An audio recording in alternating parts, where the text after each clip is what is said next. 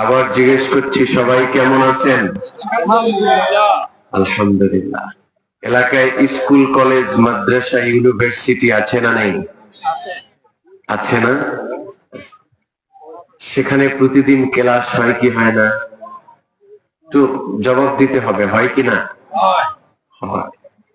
ক্লাসে যদি ছাত্র অমনোযোগী হয়, সে কি ওস্তাদের কাছে ভালো ছাত্র হবে নাকি পচা ছাত্র হবে? যদি অমনোযোগী হয়, অমনোযোগী, তাহলে কেমন ছাত্র হবে? পচা ছাত্র হবে। যেমন করে দুনিয়াতে স্কুল, কলেজ, মাদ্রাসা, ইউনিভার্সিটিতে প্রতিদিন ক্লাস হয়, রাসূল বলেছেন দুনিয়াতে এক একটা মাজালিসু জিকির হচ্ছে জান্নাতে যাওয়ার ক্লাস। সুবহানাল্লাহ। যেমন প্রতিষ্ঠানে অমনোযোগী হলে ওস্তাদ বেজার হয়, রাগ করে, তেমনি কোরআনের ময়দানে যদি আল্লাহর গোলামেরা অমনোযোগী হয়, রাগ করবেন কে? আল্লাহ। সবাই বলে না কে? আল্লাহ। আল্লাহ। তাহলে আল্লাহ যদি কোনো বান্দার উপরে রাগ করে, বিপদ আছে না নেই? আছে। আছে। কিছু সময়ের জন্য আমি একটু ওস্তাদের ন্যায় আর আপনারা একটু ছাত্রর ন্যায় কথা শুনবেন, আর আমি কথা বলার চেষ্টা করব। রাজি আছেন তো? অনেক বিজ্ঞ প্রাজ্ঞ ওলামায়ে কেরাম স্টেজেও আছেন, মাঠেও আছেন। আমাকে একটু সময় দিবেন। দুই, আমার কথা একটু মনোযোগ দিবেন। রাজি আছেন তো? রাজি আছেন? তাহলে আমরা কি ক্লাস শুরু করতে পারি? অল্প সময় কথা বলবো, কারণ শান সাহেব হুজুর খুব দ্রুতই চলে আসবেন। যতটুকু কথা বলা যায় ইনশাআল্লাহ। প্রথমেই সকলের জবান থেকে সাক্ষ্য নিতে চাই, আমরা আল্লাহকে ভালোবাসি? এত ছোট করে বললে তো আমি বুঝতে পারছি না। আল্লাহকে ভালোবাসি? কারা কারা ভালোবাসি হাত দেখি তো। মাশাআল্লাহ। টান টান করেন হাত, একদম টান টান করেন, হাত নামান। আমরা আল্লাহকে ভালোবাসি এ কথা আমি শোনায় বিশ্বাসী না, আমরা বাস্তবতায় বিশ্বাসী। ঠিক কিনা বলেন? আল্লাহকে একটু ডাক দিব, আমরা আল্লাহকে তিনটা ডাক দিব তথা তিনটা তাকবীর দিব আল্লাহর নামে। যে যত আল্লাহকে ভালোবাসে তার তাকবীরের আওয়াজ হবে তত জোরে। ঠিক আছে না? আমি কিন্তু রীতিমতো অবাক এবং হতাশ। দ্বিতীয়বার, রেডি তো? নারায়ে তাকবীর। মাশাআল্লাহ। শেষ ভালো যার, সব ভালো তার। এইবার এমন চিৎকার দিবেন, এমন চিল্লায় আল্লাহকে ডাক দিবেন, যারা এদিক সেদিক দোকানে চায়ের আড্ডায় বসে চায়ের চুমুকে মুখ লাগায় আছে, এরা যেন চায়ের কাপ ফালায়া দৌড়ে আয়, দেশটাই যে কি হলো, প্যান্ডেলে কি হলো। রাজি আছেন? একটু পরীক্ষা হয়ে যাক। নারায়ে তাকবীর, নারায়ে তাকবীর, নারায়ে রিসালাত, কোরআন সুন্নাহর আলো, নারায়ে তাকবীর। মাশাআল্লাহ। এখন বোঝা যায় মাঠে কিছু লোক আছে। কি বলেন বাবা? আমরা ক্লাস শুরু করে দিলাম। ইন্নাল হামদুলিল্লাহ, আলহামদুলিল্লাহি আকরামিল্লাযী খালাকাল ইনসান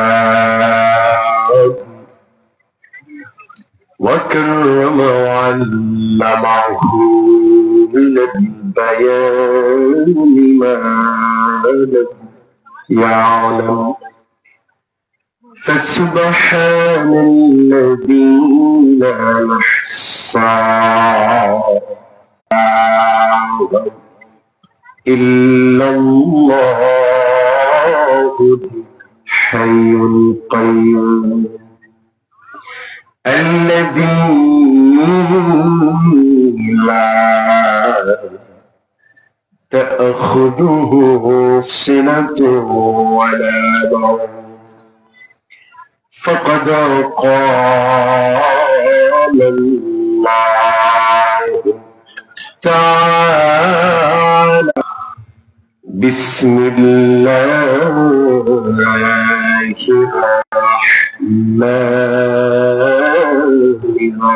الرحيم شهد الله أنه لا إله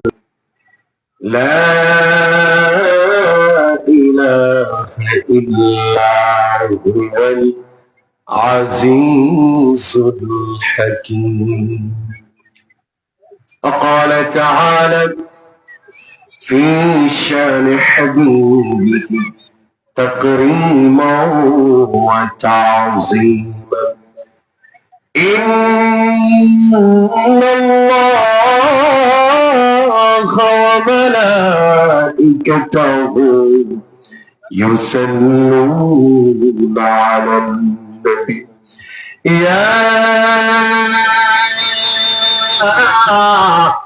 أيها الذين آمنوا صلوا عليه وسلموا تسليما اللهم صل على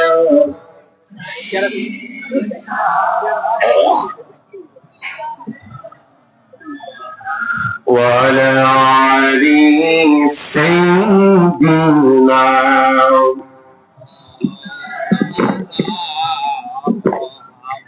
উড়ে জোরে মখফিলের উড়ে জোরে মদিনা মোদের সালাম পৌঁছে দিও নূর নবীজির পাকড় যায় আল্লাহুম্মা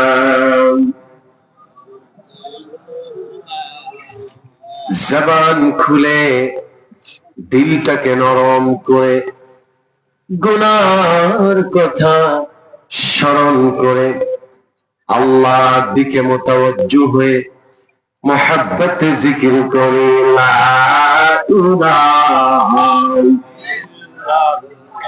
জোরে জোরে লা ইলাহা ইল্লাল্লাহ লা ইলাহা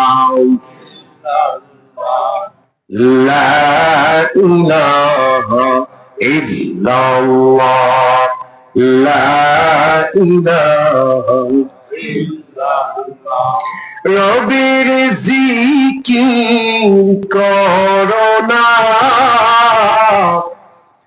মন প্রাণ খুলিয়া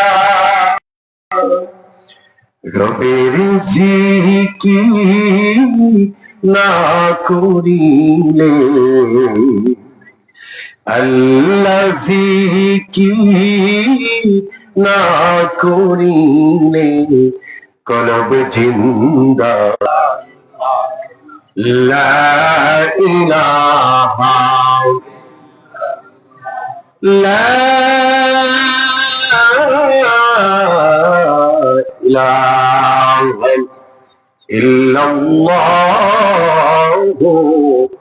মুহাম্মাদুর রাসূলুল্লাহ সাল্লাল্লাহু আলাইহি ওয়াসাল্লাম قالوا سبحانك لا علم لنا إلا ما علمتنا إنك أغنيها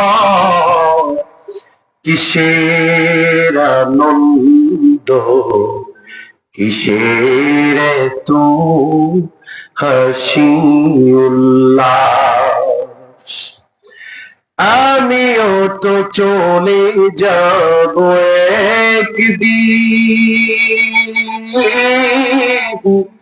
হতেই হবে লাশ। মাঝে মাঝে মনে হয় কিসের আনন্দ, কিসের তুই হাসি উল্লাস। ঠিক কিনা বলেন? দিল থেকে বলেন ঠিক কিনা? থাকতে পারবো সারা জীবন? পারবো না। শত ইচ্ছা থাকলেও থাকতে পারবো না। যখন সময় চলে আসবে কোন রুখসাত দেওয়া হবে না, সঙ্গে সঙ্গে ইযা জাআ আজালুহুম লা ইস্তাখিরুনা সাআতাও ওয়া লা ইস্তাকদিমুন। আল্লাহু আকবার, আল্লাহু আকবার। কোন সময় করা হবে না। যখনই আল্লাহ পাকের পক্ষ থেকে হুকুম আসবে তখনই আমাদের বিদায় নিতে হবে। ঠিক কিনা বলেন? সম্মানিত হাজিরিন, সবাই জবান খুলে বলেন জীবনের সব ক্ষেত্রে প্রশংসা হবে কার? আল্লাহ। আমি জানি জায়গাটার নাম কি সইলা। আমি জানি সইলার মুসলমানেরা হচ্ছে ইসলাম প্রিয়, কোরআন প্রিয়, নবী প্রিয়। এ কথায় কোনো ডাউট আছে? কোনো সন্দেহ আছে? তাহলে বলেন জীবনের সব ক্ষেত্রে প্রশংসা কার? আল্লাহ। খাওয়ার সময় কার? আল্লাহ।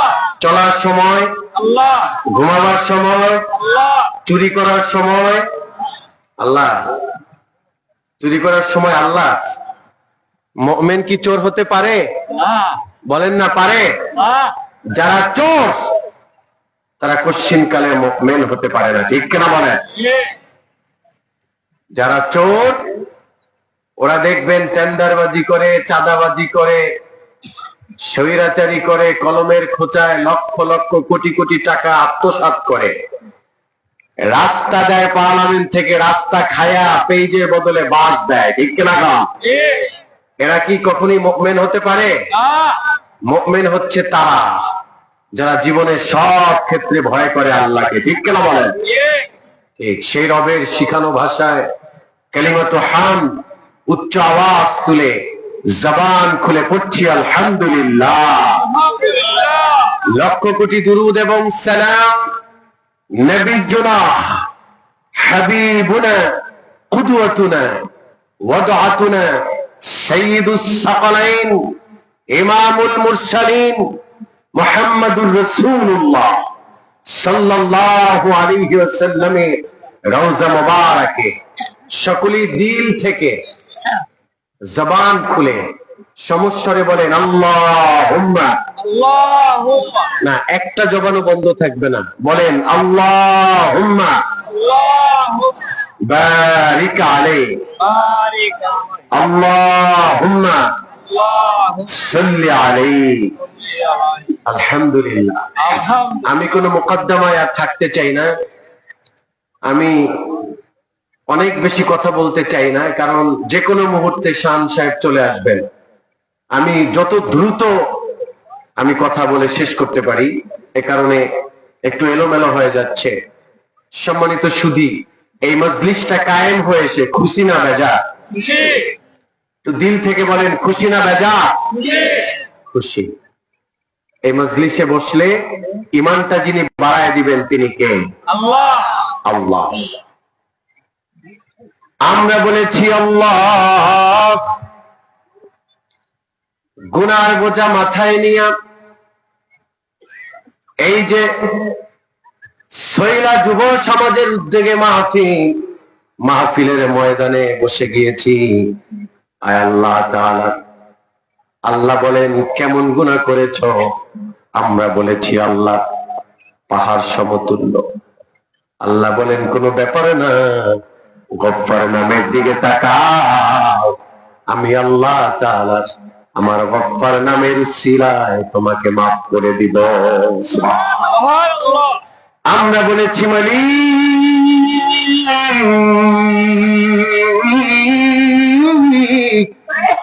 গুনাহ তো আমার অনেক বেশি। আল্লাহ বলছেন কেমন বেশি? আমরা বলেছি আল্লাহ, গুনাহ আমার রিচ লেভেলের গুনাহ, হিউজ গুনাহ। আল্লাহ তাআলা এবার হাদিসে কুদসিতে বয়ান করেন, ইয়া ইবনে আদম লাউ বালাগাত যুনুবুকা আনানাস সামা সুম্মা ইস্তাগফারতানি লাগফারতু লাক ওয়ালা উবালি। চিল্লায়া পড়েন আল্লাহু আকবার। আল্লাহ তাআলা বলেন, গোলাম টেনশন করো না, গুনাহ করতে করতে যদি তোমার গুনাহ আকাশের মেঘমালা ছুঁয়ে যায়, আমার ক্ষমা হলো আরশে আযীম পর্যন্ত।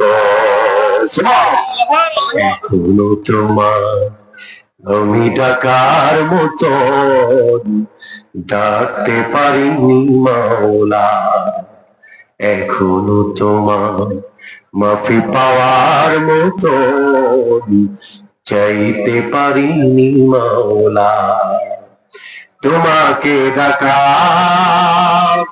পাপকে মোছা এ সুযোগ করি কামনা, এতটুকুই গো এই মিনতি, আর তো কিছুই চাই না। ঠিক কিনা বলেন? চিল্লা বলেন ঠিক কিনা? আল্লাহর কাছে ক্ষমা চাই কি চাই না? চাই। ওয়ালা তুকাফফারু সাইয়্যাতু মিনাল কাবায়ের ইল্লা বিত-তাওবাহ। যেই ব্যক্তি এই মজলিস থেকে ইখলাস ও রুহানিয়তের নিয়তে দুইটা চোখের পানি ছেড়ে দিবে, আল্লাহ পাক তাকে মাফ করে তার ঘর পর্যন্ত পৌঁছে দিবে। সুবহানাল্লাহ। শুধু ঘর পর্যন্ত নয়, তাকে ডেস্টিনেশন জান্নাত পর্যন্ত পৌঁছে দিবে। সুবহানাল্লাহ।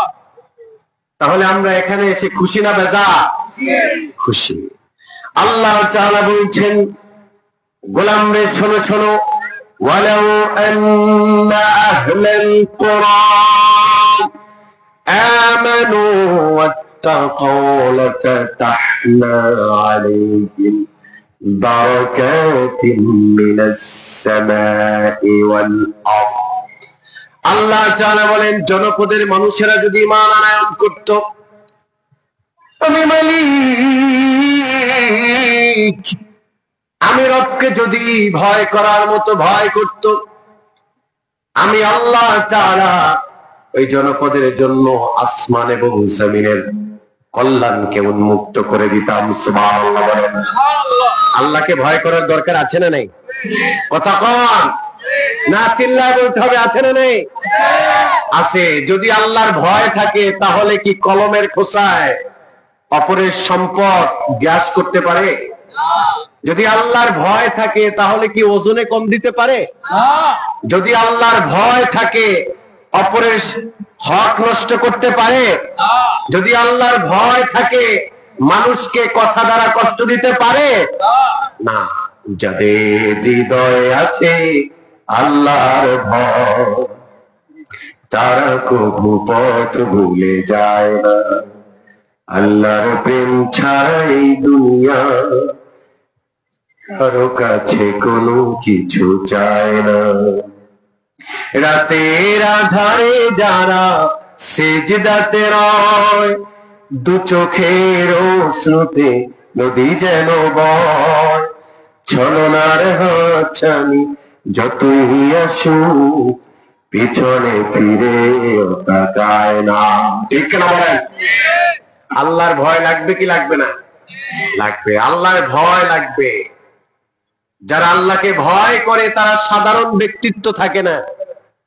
ইযা তাজাররাদাতিন নুফুসিল কুদুসিয়া ইত্তাখাযাত ইলাল মালাইল আ'লা। ওই ব্যক্তি আর সাধারণ থাকে না, সে অসাধারণ হয়ে যায়। তার ব্যক্তিত্ব আল্লাহর কাছে রিচ লেভেলের হয়। তখন ওই ব্যক্তি পানিতে ফু দিলে কাজ হয়। ঠিক কিনা হয়? বাচ্চা নিয়ে আসে, হুজুর বাচ্চাটা অনেকদিন ধরে অসুস্থ, আহারে মাথায় একটু ফু দিয়া দেয়, কাজ হয়ে যায়। ঠিক কিনা? সাধারণ চাষি মানুষ, কৃষক মানুষ, কিন্তু আল্লাহওয়ালা বলে, ভাই তুমি একটু আমার এই জায়গাতে মাটি ছিটায়া দাও যাতে পোকায় না ধরে। ছিটায়া দেয়, সঙ্গে সঙ্গে আর কোনোদিন পোকায় ধরে না। ঠিক কিনা বলেন?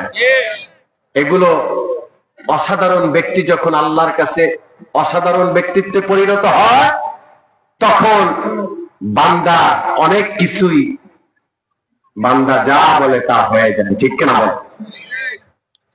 সম্মানিত হাজিরিন, আমি আপনাদেরকে বুঝাতে চাচ্ছি যে এই মজলিসে আমরা এসেছি, আমরা শেষ পর্যন্ত থেকে গুনাহ মাফ করিয়ে আমরা বাড়ি ফিরতে চাই। ঠিক কিনা বলেন? না জবান খুলে বলতে হবে ঠিক কিনা? ঠিক। আল্লাহ কবুল করুন, পড়েন আমিন। আমি একটি আয়াতে কারিমা তেলাওয়াত করেছি আপনাদের সামনে। ওই আয়াত থেকে যতটুকু কথা বলা যায়, কিন্তু আপনাদের সাথে আমার কমিউনিকেশনে যাতে গ্যাপ না হয়, এ কারণে আপনাদের কাছে আমি রিকোয়েস্ট করতেছি, অনুগ্রহ করে আমার কথায় সাড়া দিবেন। রাজি আছেন না? বলেন, কোরআনুল কারীমে সূরা আছে কতগুলো? সবাই বললেন না তো? 100। আমি এক জায়গায় জিজ্ঞেস করলাম কতগুলো, কয় 6666টা। এমন কিছু বেহুশ আছে না নেই? তাহলে কোরআনুল কারীমে সূরা আছে কতগুলো? 114টি সূরা। 114টি সূরার মাঝে তৃতীয় নাম্বার সূরা সূরা আলে ইমরান। সূরা আলে ইমরান এটি কোরআনের কয় নাম্বার সূরা? আমার দিকে তাকান, কয় নাম্বার? 3 নাম্বার সূরা। এই সূরায় আয়াত আছে 200টি। কয়শটি? সবার অমনোযোগী দেখাচ্ছে, টু প্লিজ অ্যাটেনশন, আমার দিকে তাকান, লুক এট মি। বলেন, কোরআনুল কারীমে সূরা আলে ইমরান কত নাম্বার সূরা? 3 নাম্বার সূরা। এই সূরায় আয়াত আছে কতগুলো? 200। রুকু আছে কয়টা? 20টা। কয়টা? সবাই বলেন, যুবকরা এই নলেজ গুলো রাখতে হবে। রুকু আছে কয়টা? 20টা। আমরা কথা বলবো সূরা আলে ইমরানের 18 নম্বর আয়াত থেকে। কত নাম্বার? চিল্লায় বলেন, কত নাম্বার? 18 নম্বর আয়াত থেকে আমরা কথা শুনবো ইনশাআল্লাহ। আসুন প্রথমে আমরা এই আয়াতটা তেলাওয়াত করব। তেলাওয়াত করার আগে আবার একটু বলে নেই যে এই সূরাটা মাদানী সূরা। কি সূরা? মাদানী। এটি মাক্কি না। আল্লাহ হাবিবের হিজরতের পূর্বে সব সূরা হচ্ছে মাক্কি, হিজরতের পরে যত সূরা সব মাদানী। ঠিক কেন বলেন? তো এই সূরার কত নাম্বার আয়াত থেকে কথা বলবো বলেন? 18। কত নাম্বার? 18 নাম্বার আয়াত। আমার সাথে ঠোঁট মিলিয়ে পড়ুন, আউযু বিল্লাহি মিনাশ বিসমিল্লাহির রাহমানির রাহিম। শাহিদাল্লাহু আন্নাহু লা ইলাহা ইল্লা হু ওয়াল মালাইকাতু ওয়া উলুল ইলমি কাইমান বিল কিসত লা ইলাহা ইল্লা হুয়াল আজিজুল হাকীম।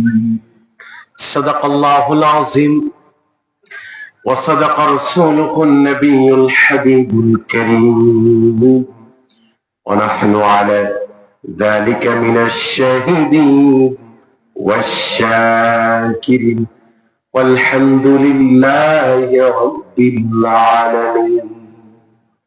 আলহামদুলিল্লাহ। আমরা প্রথমে একটু সরল অনুবাদটা জেনে নেই, এরপরে আমরা সাবাবুন নুজুল, এরপরে আমরা ব্যাখ্যামূলক অনুবাদ শুনে আমার আলোচনা ক্লোজ করে দিব ইনশাআল্লাহ। একটু শুনবেন তো ইনশাআল্লাহ? কারণ কোরআন শুনলে ঈমান বাড়ায় দেয়। কোরআন শুনলে ঈমান যিনি বাড়ায় দেয় তিনি কে? আল্লাহ।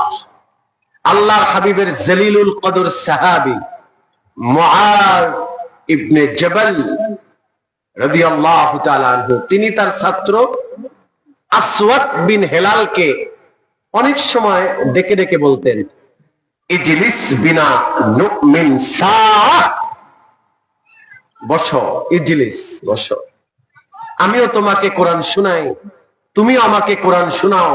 ইমানটা যিনি বাড়ায় দিবে তিনি কে? আল্লাহ। চিল্লায় বলেন কে? আল্লাহ। তাহলে কোরআন থেকে আমরা কথা শুনবো, ঠিক কিনা বলেন? সম্মানিত হাজির, আল্লাহ প্রথমেই বলছেন, মুখাতিব করেছেন, খুব মনোযোগ। আল্লাহ বলছেন, শাহিদাল্লাহ আন্নাহু লা ইলাহা ইল্লাহু, আল্লাহ তাআলা স্বয়ং নিজে বলছেন, নিজে সাক্ষ্য দিচ্ছেন, আমি আল্লাহ বলে দিলাম আমি ছাড়া কোনো ইলাহ নেই, আমি ছাড়া কোনো রব নেই। এ কথা স্বয়ং আল্লাহ নিজে বলতেছে, নিজেই সাক্ষ্য দিতেছে। সুবহানাল্লাহ, সুবহানাল্লাহ। আমি আইনদাতা, আমি বিধানদাতা, আমি রিজিক দাতা, আমি লালনকারী, আমি পালন কর্তা, আমার আল্লাহ, ঠিক কিনা বলেন? সেই আল্লাহ বলছেন যে আমি আল্লাহ সাক্ষ্য দিলাম আমি ছাড়া কোনো ইলাহ নাই। কথা কি সত্য? সত্য কিনা? তাহলে ওরা কারা যারা আল্লাহকে বাদ দিয়া, স্রষ্টার ইবাদতকে বাদ দিয়া ভণ্ড পীরের দরবারে দৌড়ায়? ওরা কারা? ঠিক কিনা বলেন? ভণ্ড পীরের দরবারে দৌড়ায় আছে না নেই? নামাজ নাই, রোজা নাই, হজ নাই, যাকাত নাই, তাহজিব নাই, তামাদ্দুন নাই, মুরাকাবা নাই, মুশাহাদা নাই। আছে মাজারে ফুল দেওয়া, আছে আগরবাতি দেওয়া, আছে একতারা, আছে দোতারা, আছে সেতারা, আছে মোচ না কাটতে কাটতে মোচ মোড়ায়া উপরে ওঠে, আছে গোসল না করতে করতে চুলে জট পড়ে যায়, বাবাই নাকি বছরে একবার গোসল করে, ওই পানি আবার মুড়িদানেরা বোতল ভৈরা ভৈরা নিয়ে আইসা খায়। নাউজুবিল্লাহ বলে। আহা, আবার বলে তারা নাকি আশেকে রাসূল। এরা কি আশেকে রাসূল না আশেকে শয়তান? এরা আশেকে রাসূল নয়, ঠিক কিনা বলেন? মনে রাখবেন মিয়া সাহেব, এদেশে ইসলাম কিন্তু ভাইসা আসে নাই, উইরা আসে নাই মদিনা থেকে। হক্কানি রব্বানি পীর মাশায়েখদের মাধ্যমে ইসলাম এসেছে, ঠিক কিনা বলেন? যেমন করে আপনি হক্কানি রব্বানি পীর মাশায়েখদেরকে অ্যাভয়েড করতে পারবেন না, জীবন থেকে ডিসেবল করতে পারবেন না, আবার ভণ্ড পীরদেরকে আপনি প্রশ্রয় দিতে পারবেন না, ঠিক কিনা বলেন? আপনাদের সিলেটে সাহেব বাড়ি ফুলতলি আছে না নাই? চিল্লায় বলেন আছে না নাই? আপনাদের জন্য নিদর্শন, সেখানে কি মাজারে সেজদা দেয়? কতক্ষণ পীরের পায়ে সেজদা দেয়? বাবা মায়ের খাবার না দিয়ে কি বাবার দরবারে গরু লইয়া দৌড়ায়? না। এইগুলা যারা করে ওরা হচ্ছে ভণ্ড, প্রতারক, চিটার, বাটপা, ঠিক কিনা বলেন? বাবা মায়ের খাবার দেয় না, বাবা মা কষ্ট করছে, খাবার দিচ্ছে না, ওর মারে খাবার দিচ্ছে না, ওর বাবারে খাবার দিচ্ছে না, অথচ ওর পঞ্জীবিত কুক্ষুগিত করা সম্পদ ও গরু কিন্না, মহিষ কিন্না, ছাগল কিন্না বাবার দরবারে গিয়ে আবার কুরবানিও দেয়। এমন আছে না নাই? এইগুলো ভণ্ড। এইগুলোরে জুতা দিয়া পিটাবেন না, এগুলোরে ঝাড়ু দিয়া পিটাবেন, কারণ জুতারও মূল্য আছে, ঠিক কিনা? হওয়া যেই ঝাড়ু দিয়া ঘরের ময়লা পরিষ্কার করা হয়, গরু ছাগলের প্রস্রাব পায়খানা পরিষ্কার করা হয়, ওই ঝাড়ু দিয়া পিটাবেন, তাহলে ওর মাথা থেকে ভূত নেমে যাবে, ঠিক কিনা বলে? মনে রাখবেন, ইবাদত হবে কার? আল্লাহ। চিল্লায় বলেন কার? আল্লাহ। আমরা জীবন চলার পথে অনেক শিরিক করি, বলি আমার ছেলেকে ওই ডাক্তারের কাছে নেয়ার পরে ছেলে সুস্থ হয়ে গেছে। নাউজুবিল্লাহ বলেন, মাআযাল্লাহ। ডাক্তার কি ভালো করতে পারে? ভালো করেন কে? আল্লাহ। কয় জমিনে এই সারটা ছিটায় দেওয়ার কারণে আমার ফসল অনেক ভালো হয়েছে। এটা কি সারের কেরামতি না আল্লাহ পাকের রহমত? আরে আল্লাহ তাআলা ডেকে ডেকে বলছেন, গোলামদের শোনো শোনো, ইন্নাল্লাহা লা ইয়াখফা আলাইহি শাইউন ফিল আরদি ওয়ালা ফিস সামা هو الذي يصوركم في الأرحام كيف يشاء لا إله إلا هو العزيز الحكيم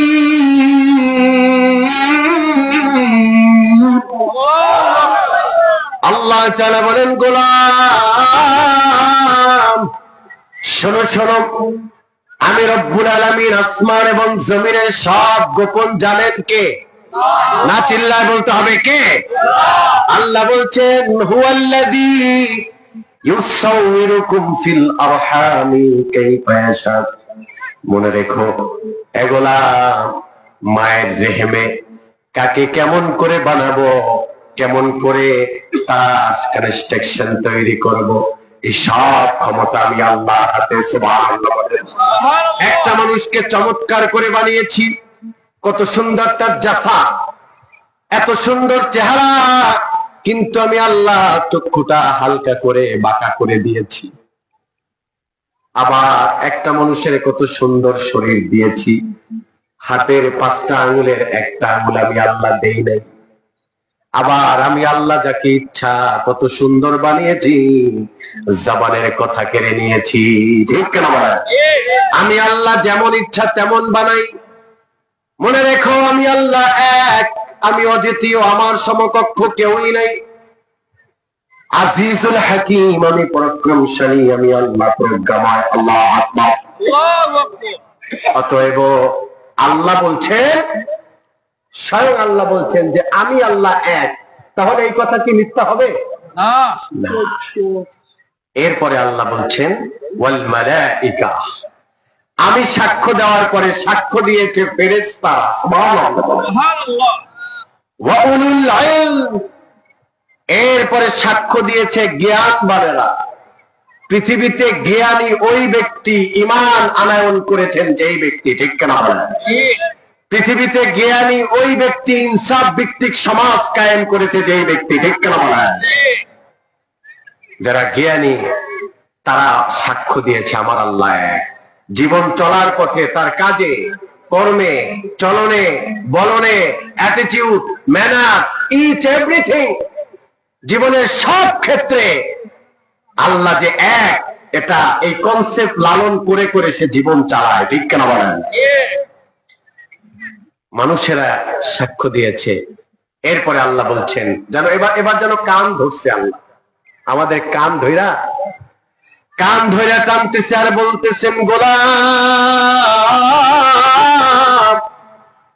শোনো শোনো আমি আল্লাহ আবারও তোমাকে বললাম লা ইলাহা ইল্লা হুয়াল আজিজুল হাকিম আমি আল্লাহ বলে দিলাম আমি আল্লাহ কিন্তু এক অদ্বিতীয় আমার সমকক্ষ কেউই নাই আমি ছাড়া কোনো ইলাহ নেই এগুলা আমি বলে দিলাম হুয়াল আজিজুল হাকিম আমি প্রজ্ঞাময় পরাক্রমশালী সুবহানাল্লাহ বলেন এই হচ্ছে আমার মতো করে যতটুকু আমার ইন্টেলেকচুয়াল এরিয়া আমার মতো করে একটু সরল অনুবাদ করার চেষ্টা করেছি ভুলগুলো আল্লাহ মাফ করে দিক যদি হয়ে থাকে ভুল আল্লাহ মাফ করে দিক করে আমিন আমিন এবার আসেন এই আয়াতের একটা সাবাবুন নুজুল আছে না রে প্রেক্ষাপট আছে না আয়াতটা কখন নাজিল হলো আছে না নেই আছে শুনেন আল্লামা বদরুদ্দিন আইনি রাহমাতুল্লাহ উমদাতুল কারি শরহ সহিহুল বুখারীতে সহিহ সনদের হাদিস টেনেছেন ১৫০০ বছর আগে আল্লাহর হাবিব সাল্লাল্লাহু আলাইহি ওয়া আলিহি ওয়াসাল্লাম তিনি যখন কালিমার পতাকাকে উড্ডীন করলেন পৃথিবীর আনাচে কানাচে যখন তার এই সুনাম আকাশচুম্বী মর্যাদার কথা ছড়িয়ে পড়ল শাম থেকে দুইজন ইহুদি আলেম কোথা থেকে বলেন না শাম থেকে দুইজন ইহুদি আলেম তারা গরিব মানুষ তাদের কোনো বাহন ছিল না তারা হাঁটতে হাঁটতে হাঁটতে তারা মদিনায় এসে বললেন ফালাম্মা আবসারা مدينة المنورة قال أحدهما لصاحبه মদিনাতুন নবিয়্যিহি আখিরিজ জামান মুহাম্মদ সাল্লাল্লাহু আলাইহি ওয়া আলিহি ওয়াসাল্লাম। চিল্লায় পড়েন আল্লাহু আকবার। আল্লাহু আকবার। ডেকে ডেকে বলেন, মদিনা থেকে কি মুহাম্মদ নামের কোন ব্যক্তি, মক্কা থেকে কি কোন মুহাম্মদ নামের কোন ব্যক্তি মদিনায় এসেছে? সবাই বললেন ক্বালু বালা, হ্যাঁ এসেছে। বলল তার বাসা কোথায়? আহা, কেমনে বুঝাবো আপনাদেরকে বলেন, এগুলো মুমিনের হৃদয়ে দাগ কাটে। বলল তার বাসা কোথায়, ঘর কোথায়? বলল ওই যে তার বাসা দেখা যায়, তার হুজরা দেখা যায়, ওখানে গেলেই তাকে দেখবেন। হাঁটতে হাঁটতে হাঁটতে হাঁটতে তারা আল্লাহ হাবিবের হুজরা মোবারকের সামনে গিয়ে ঠক ঠক ঠক ঠক করে নক করলেন। সুবহানাল্লাহ, সুবহানাল্লাহ। নবীজি দরজা খুলে দিলেন। আহারে, ইবনে হাজার আসকালানিও লিখেছেন, এদিকে তাফসীর করেছেন ইবনে কাসির রাহিমাহুল্লাহ চমৎকার করে। নবীজি ওযু করছেন, ওযু করে দরজা খুলেছেন। বর্ণনায় পাওয়া যায় যে তারা যখন আল্লাহর হাবিবের আনোয়ার চেহারার দিকে তাকালো, নবীজির পাঞ্জাবির হাতাগুলো কাঁচানো ছিল, টুপি মোবারকটা হালকা বাঁকা, হাতে মেসওয়াক ছিল। নবীজি ওযু করছেন, ওযুর পানিগুলো টপ টপ করে ঝরে পড়ছে। ব্যাখ্যা এসছে, হাদিসে এসছে যে এক একটা ফোঁটা যেন জান্নাতের মুক্তার দানা ঝরতেছে। আল্লাহু আকবার। বললেন আনতা আহমদ, আনতা মুহাম্মদ, আপনি কি আহমদ, আপনি কি মুহাম্মদ? রাসূল বললেন ক্বালু বালা শাহিদনা, হ্যাঁ সাক্ষ্য দিয়ে বলছি আমি আহমদ, আমি মুহাম্মদ। ভাইরা আমার, বন্ধুরা আমার, গভীর মনোযোগে খেয়াল করেন, খরগোশের মতো কান খাড়া করেন। হাবিব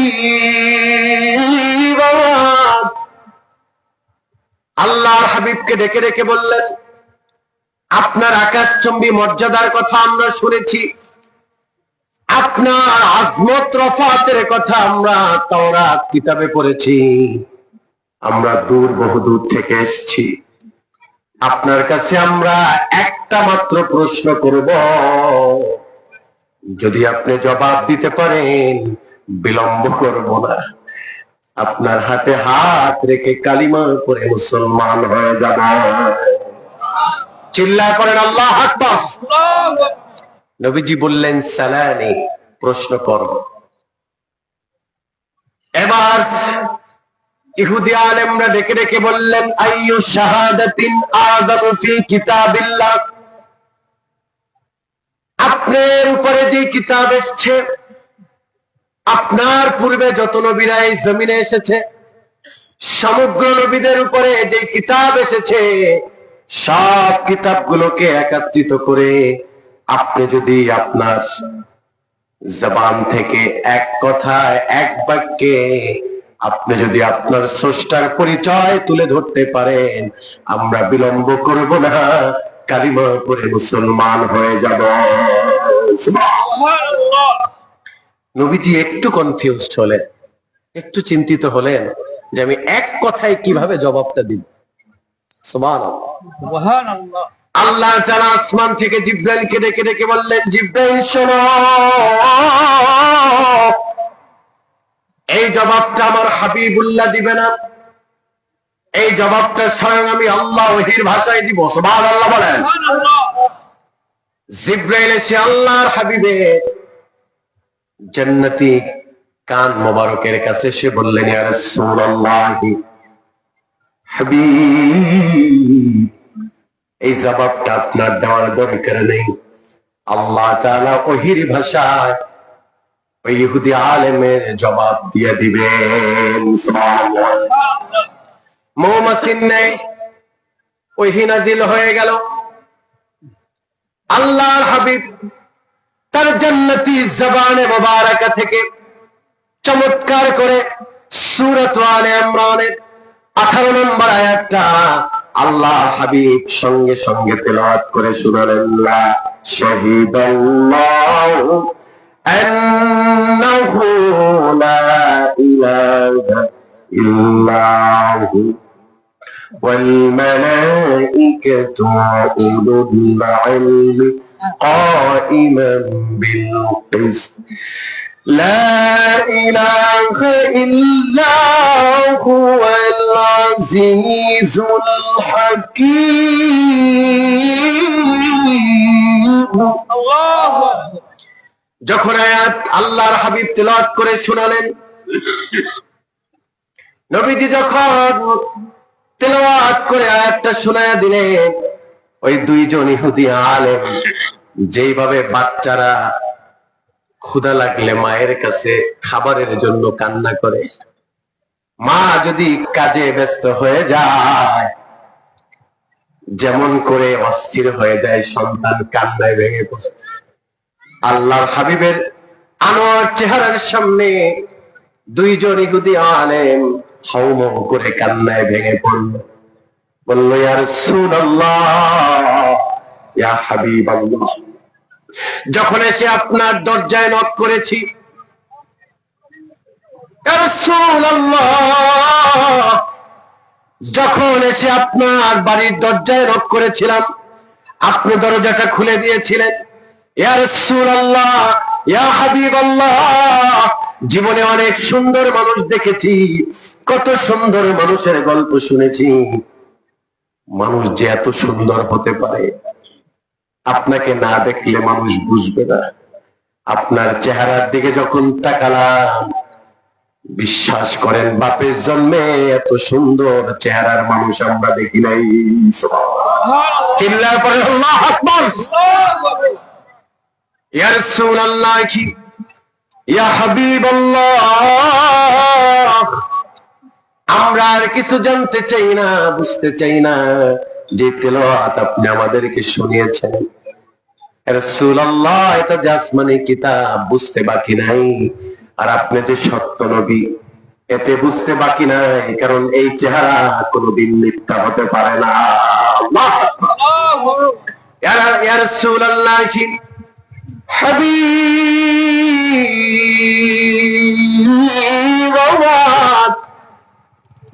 আপনার নূরময় হাতটা বাড়ায় দেন, আপনার হাতের সাথে আমাদের হাত দুইটা লাগায়া কালিমা পড়ে মুসলমান বানায় দেন। লা ইলাহা ইল্লাল্লাহু মুহাম্মাদুর রাসূলুল্লাহ সাল্লাল্লাহু আলাইহি ওয়াসাল্লাম। নবী তুমি আমার হয়ে যাও, রাসূল তুমি আমার হয়ে যাও, তুমি আমার আমি তোমার, তুমি আমার আমি তোমার, একবার কথা দাও, রাসূল তুমি আমার হয়ে যাও, নবী তুমি আমার হয়ে যাও। আল্লাহু আকবার। কালিমা পড়ে মুসলমান হয়ে গেল। আল্লাহর হাবিব তার হুজরায় ঢুকে দুটি নাঙা তলোয়ার বের করলেন, দুইজনার হাতে ধরিয়ে দিলেন, দিয়ে বলল, কালিমার পতাকাকে উড্ডীন করার জন্য, সত্যকে সমুন্নত করার জন্য তোমরা ছড়িয়ে পড়ো, দেখা হবে হাসরে। সুবহানাল্লাহ। অনেক দিন যাওয়ার পরে, কথা তো শুনতেছেন নাকি? শুনতেছেন তো? অনেক দিন যাওয়ার পরে আল্লাহর হাবিবের জলিলুল কদর সাহাবী হযরতে আবু বকর আল্লাহর হাবিবকে ডেকে ডেকে বললেন, ইয়া রাসূলুল্লাহ, হাবিবাল্লাহ, যেই দুইজন ইহুদি আলেম কালিমা পড়ে মুসলমান হয়ে আপনার সাহাবী হয়ে গেছে, তাদেরকে বিদায় দিলেন, কিন্তু আজও পর্যন্ত আসলো না।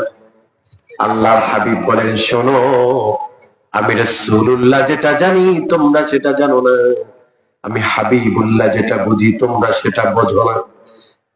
আমি তোমাকে অবগত করতে চাই, তাদের সাথে দুনিয়াতে আমার আর দেখা হবে না।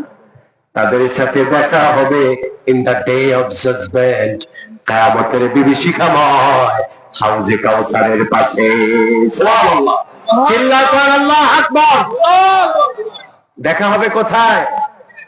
হাসরে হাউজে কাউসারের পাশে। মানে ওই দুইজন সাহাবী ইহুদি আলেম সাহাবী হয়ে চলে গেছে, ঈমান গ্রহণ করে চলে গেছে, নবীর সাথে আর দেখা হয় নাই। তারা কালিমার জন্য যুদ্ধ করতে গিয়ে শাহাদাত বরণ করেছেন। সুবহানাল্লাহ।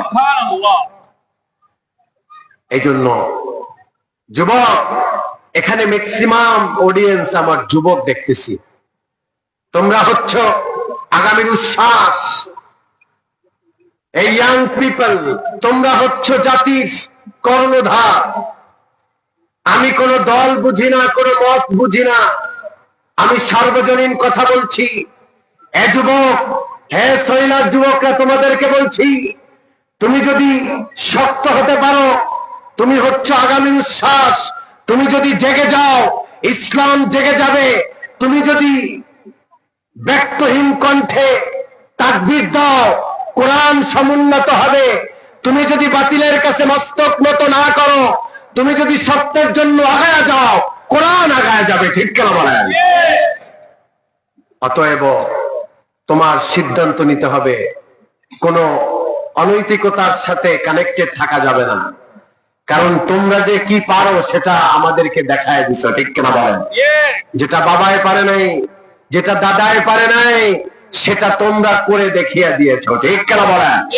এ কারণে যুবক, তোমাদেরকে বলছি, আল্লাহর হাবিবের সাহাবীরা ঈমান দীপ্ত কণ্ঠে জীবন যাপন করেছে, রক্তচক্ষুকে ভয় পায় নাই, বাতিলের কাছে মাথা নত করে নাই, জীবন দিয়েছে, কল্লা দিয়েছে, আল্লাহ দেয় নাই। ঠিক কেন বলেন?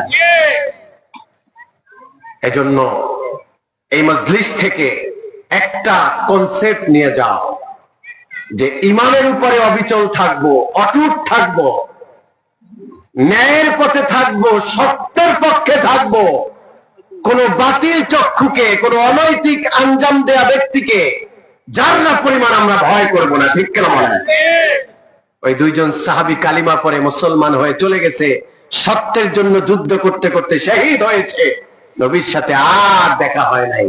নবী বলছেন, আমার সাথে দেখা হবে হাসরে হাউজে কাউসারের কিনারায়। সুবহানাল্লাহ। আমার রাসূল কত ইজ্জতওয়ালা রাসূল, কত সম্মানওয়ালা একজন পয়গম্বর। সুবহানাল্লাহ।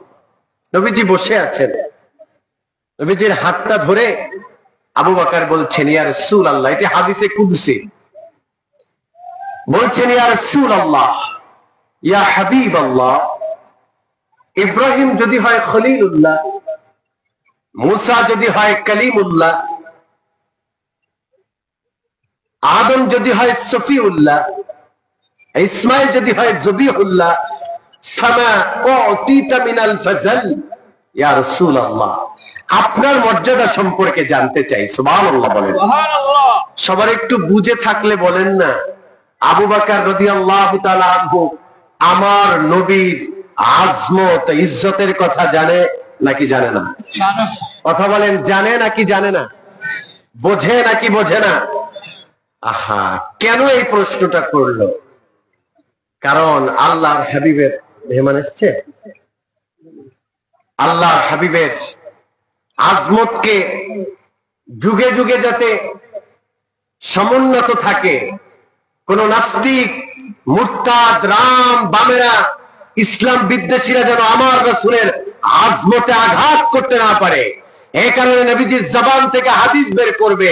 এই কারণে আবু বকর প্রশ্ন করেছেন। সুবহানাল্লাহ বলেন। সুবহানাল্লাহ। আহা, আল্লাহ তাআলা এখানেও বললেন, জিবরাইল শোনো,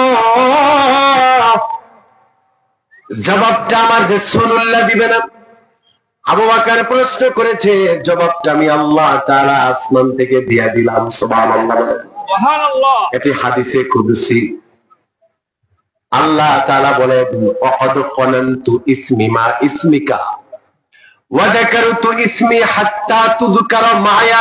চিল্লায় পড়েন আল্লাহু আকবার। আল্লাহু আকবার।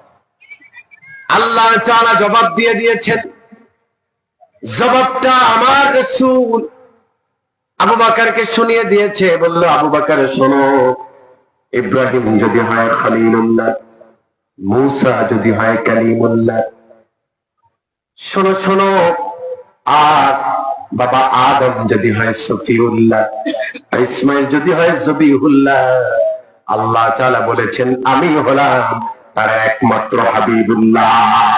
সুবহানাল্লাহ, আমি তার হাবিবুল্লাহ।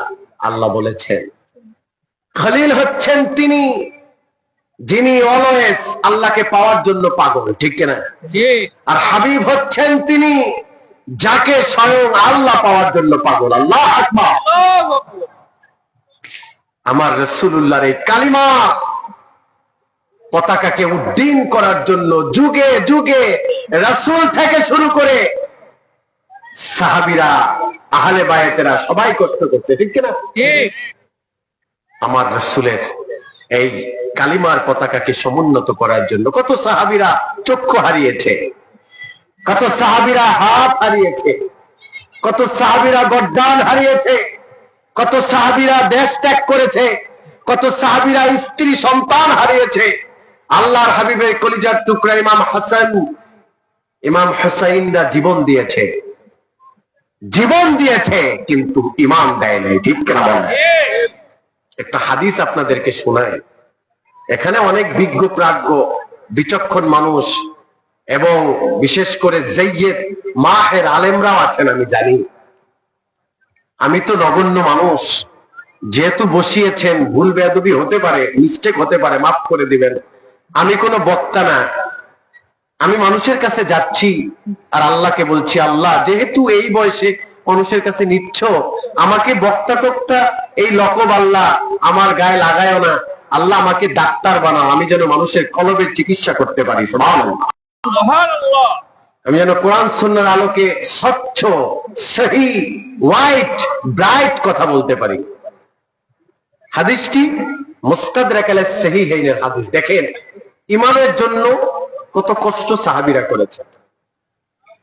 আল্লাহর হাবিবের একজন সাহাবী মক্কা নগরীতে এর মতো, এই ফ্যামিলির মতো এত হত দরিদ্র কোন ফ্যামিলি ছিল না। আল্লাহু আকবার। সাহাবীর নাম হচ্ছে আম্মার ইবনে ইয়াসির। কি নাম বলেন না? আম্মার ইবনে ইয়াসির। সবাই বলেন আম্মার ইবনে ইয়াসির। ছোট্ট সাহাবী। মুসান্নিফরা বলেছেন, কেউ কেউ বলেছেন 12 বছর বয়স, কেউ বলেছেন 9 বছর, কেউ বলছেন 14 বছর, এক একটা মত আছে। আমি ওদিকে যাব না, এতটুকু বুঝাই যে ছোট মানুষ, আহারে এই ছোট্ট সাহাবী, তাদের ছোট্ট সাহাবী, ছোট্ট ফ্যামিলি। এই ফ্যামিলিতে 3 জন মানুষ। কয়জন? সবার জবান খুলে একটু বলতে হবে, কয়জন? আরো জোরে। 3 জন মানুষ। 1 আম্মার, 2 ইয়াসির, 3 হযরতে সুমাইয়া। সুবহানাল্লাহ। তো হযরতে সুমাইয়াকে তো কালিমার জন্য শহীদ করেছেন। তিনি ইসলামের প্রথম নারী যিনি ইসলামে শাহাদাত বরণ করেছেন, ঠিক কিনা? তাকে শহীদ করার পরে আবু জাহেল মেজাজ খারাপ হয়ে গেছে, যে যেখানেই যায়, ইমাম হাকিম চমৎকার করে হাদিসটাকে টেনেছেন, যে যেখানেই যাই সেখানে আম্মার ইবনে ইয়াসিরের একটা প্রভাব দেখতে পাচ্ছি। এত ছোট সাহাবী, সে রাসূল যেমন করে হাঁটে, যেমন করে খায়, যেমন করে কথা বলে, তার নবী যেমন যেমন করে সে তেমন তেমন করে, এবং তার আলাদা একটা পার্সোনালিটি তৈরি হয়ে যাচ্ছে। এত ছোট মানুষ, এটা আবু জাহেলকে খুব পীড়া দেয়, মেজাজ খারাপ হয়ে গেছে। তার সাথে ওলীদ ইবনে মুগীরা আছে, তারা চলে গেছে আম্মার ইবনে ইয়াসিরকে খুঁজতেছে। খুব মনোযোগ দিয়ে শুনেন। আম্মার ইবনে ইয়াসিরকে খুঁজতে খুঁজতে হাতিমে কাবার চত্বরে পেয়ে গেছে। যাই কলা ধরছে। কলা, আমাদের দেশে এমন সন্ত্রাস আছে না? আছে না? নাই? আমরা দেখছি অনেক বছর ধরে এমন সন্ত্রাস দেখছি না? একটু কিছু হইলেই কলার ধরে, থ্রেড দেয়, এই রাস্তা দিয়া যায়, শ্রক কাইটা দেব। আছে না? নাই? এইটা করো কেন? এটা আমার নেতা, এটা দিস না আমার নেতার পারমিশন ছাড়া। আল্লাহ এমন কিক মারছে, ছিটকায় যায়, দিল্লি পড়ছে। ঠিক কিনা বলেন? কি কথা বল না, ঠিক কিনা? আরে আম্মার ইবনে ইয়াসির খুঁজতে খুঁজতে পাওয়া গেল। পাওয়ার পরে কলার ধরছে যে তোকে আজকে ডিসাইড করতে হবে, সিদ্ধান্তে উপনীত হতে হবে। হয়তো মুহাম্মাদের কদম ছেড়ে আমাদের ধর্মকে পালন করতে হবে, বেঁচে যাবি। আর যদি মুহাম্মাদের কদম না ছাড়ো, তার পিছন না ছাড়ো, তার কালিমা না ছাড়ো, তাইলে জীবন দিতে হবে। কোনটা করবি ক?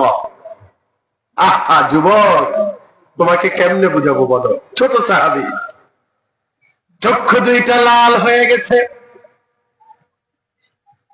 ব্যক্তহীন কণ্ঠে ডেকে ডেকে বলছে, এ টেন্ডার বাজেরা, চাঁদাবাজেরা, স্বৈরাচারেরা, শোনো শোনো, আল্লাহ যারা পৃথিবীতে মানুষকে একবার পাঠায়, আল্লাহ যদি আমাকে দুনিয়াতে বারবার পাঠাতো, সেই সত্তার কসম করে বলি যার হাতে আমার জীবন আমার মরণ, আল্লাহ যদি আমাকে বারবার পাঠাতো, আমি বারবার ইমানের জন্য, কালিমার জন্য শহীদ হতাম, জীবন দিতাম, কিন্তু বাতিলের কাছে মাথা নত করব না। আল্লাহ আকবার। আল্লাহ তো আমাকে একবার পাঠিয়েছে, তাই এই জীবনের আর কি বা মূল্য আছে? এই জীবন তো আল্লাহ হাবিবের কালিমার জন্য কোরবান করে দিয়েছি, যেদিন কালিমা পড়েছি। ঠিক কেনা বলেন? তাই? হ্যাঁ। দুইটা হাত শক্ত করে পিছনে ওলীদ ইবনে মুগীরা একদম টান টান করে বেঁধেছে। বাইদা কেরোসিন দিয়া টোটাল শরীরটাকে, জাসাদকে একদম মেখে ফেলছে, মাইখা। এবার তীর আছে না, তীরের মাথায় আগুন লাগায়া দূর থেকে টেনে ধরছে, ধৈরা বলতেছে, শোনো বললাম, এই তীরের মাথায় আগুন ছেড়ে দিলেই তোমার গায়ে আগুন ধরে যাবে। তোমাকে সিদ্ধান্ত নিতে হবে, এখনো সময় আছে। যদি মুহাম্মাদের কদম ছাড়ো, বেঁচে যাইবা, শুধু বেঁচেই যাইবা না, তোমাকে চেয়ার দিব, ক্ষমতা দিব, নারী দিব, গাড়ি দিব, বাড়ি দিব, অনেক কিছু তোমাকে দিব। আর যদি না মানো, তাহলে তীর ছেড়ে দিব, শেষ। তিনি বলল, তোদের এই লোভ লালসার কাছে আমাকে কখনোই দুর্বল করতে পারবি না। এই জীবনকে আল্লাহ হাবিবের কালিমার জন্য অক্ষ করে দিয়েছি। যেদিন কালিমা পড়েছি, জীবন দিব কিন্তু ইমান দিব না, কল্লা দিব কিন্তু আল্লাহ দিব না। বলার সঙ্গে সঙ্গে তীর ছেড়ে দিল, তামাম শরীরে দাউ দাউ করে আগুন জ্বলছে।